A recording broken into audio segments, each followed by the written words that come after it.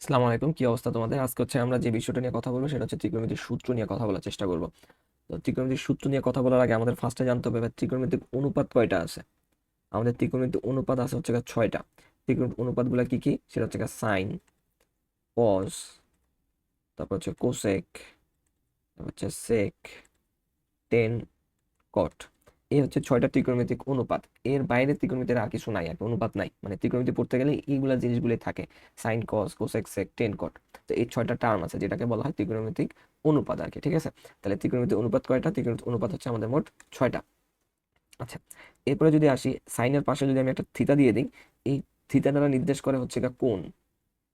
এখন কোণ হইতে পারে 30 ডিগ্রি, হইতে পারে 45 ডিগ্রি, হইতে পারে 60 ডিগ্রি, অথবা 90 ডিগ্রি, অথবা যে কোনো কিছু, যে কোনো একটা কোণ থাকতে পারে আর কি। এই থিটা দ্বারা ওইটাই কোণ নির্দেশ করে। এখন এই থিতার বদলে আলফা থাকতে পারে, বিটা থাকতে পারে, গামা থাকতে পারে, এ থাকতে পারে, বি থাকতে পারে, সি থাকতে পারে, অথবা তোমার নামের প্রথম অক্ষর থাকতে পারে। যাই থাকুক না কেন, সবকিছু কি নির্দেশ করবে? সবকিছু নির্দেশ করবে হচ্ছে কোণ। অর্থাৎ সাইনের পাশে যেই সংখ্যাটাই থাকুক না কেন, সেটা ডেফিনেটলি হচ্ছে আমাদের কোণ নির্দেশ করে আর কি। ঠিক আছে। আচ্ছা, এখন আসি হচ্ছে আমাদের ফর্মুলায়। ফর্মুলায় আসলে প্রথম যে ফর্মুলাটা আসে সেটা হচ্ছে ভাই সাইন থিতা। সাইন থিতার ফর্মুলা হচ্ছে 1/কোসেক থিতা। 1/কোসেক থিতা, এটা দ্বারা বোঝাচ্ছে সাইন আর কোসেক হচ্ছে একে অপরের বিপরীত। Sine theta is equal to cosec theta. তাহলে আমি কোসেক থিতা কি লিখতে পারি? Cosec theta is equal to হচ্ছে 1/সাইন থিতা লিখতে পারি, কারণ সাইন থিতা একে অপরের কি বিপরীত।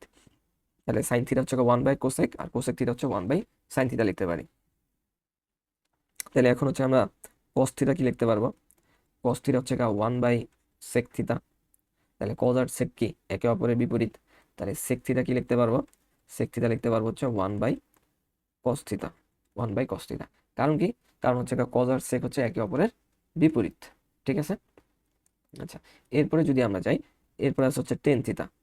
টেন থিতা হচ্ছে কটের বিপরীত, অর্থাৎ টেন থিতা ইকুয়াল টু লিখতে পারবো 1/কট থিতা। তাহলে আমি কট থিতা কি লিখতে পারবো? কট থিতা লিখতে পারবো হচ্ছে 1/টেন থিতা। কট থিতা লিখতে পারবো হচ্ছে 1/টেন থিতা। আচ্ছা, তার মানে কট আর টেন কি একে অপরের বিপরীত আর কি। ঠিক আছে। আচ্ছা, এরপর আমাদের আরো বেশ কিছু ফর্মুলা আছে ত্রিকোণমিতির, সেটা হচ্ছে টেন থিতার আমাদের আরেকটা ফর্মুলা আছে।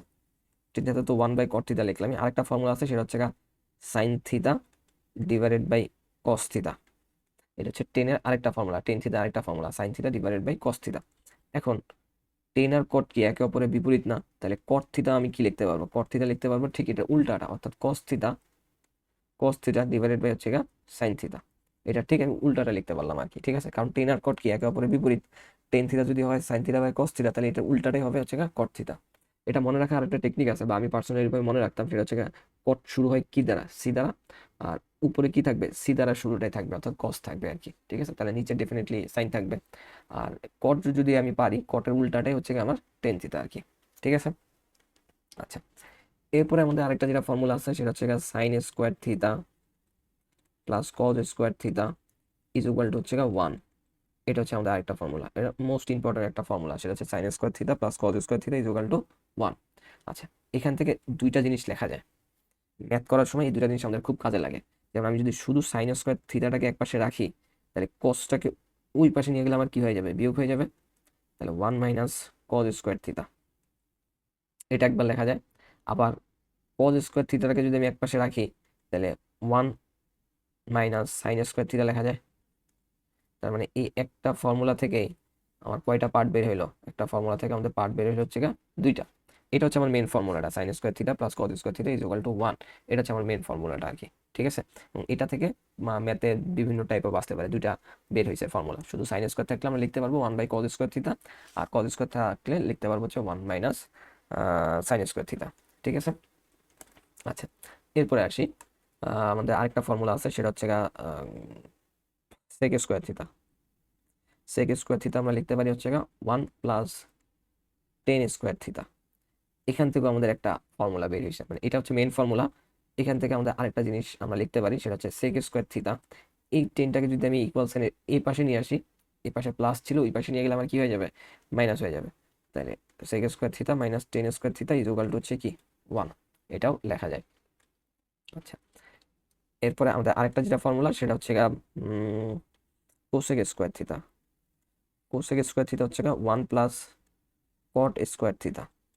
তাহলে এখানেও ঘটনাটা সেম, কটটাকে যদি আমি এই পাশে নিয়ে যাই মাইনাস হয়ে যাবে। তাহলে cosec square theta minus cot square theta equal to কি লিখতে পারবো, 1 লিখতে পারবো।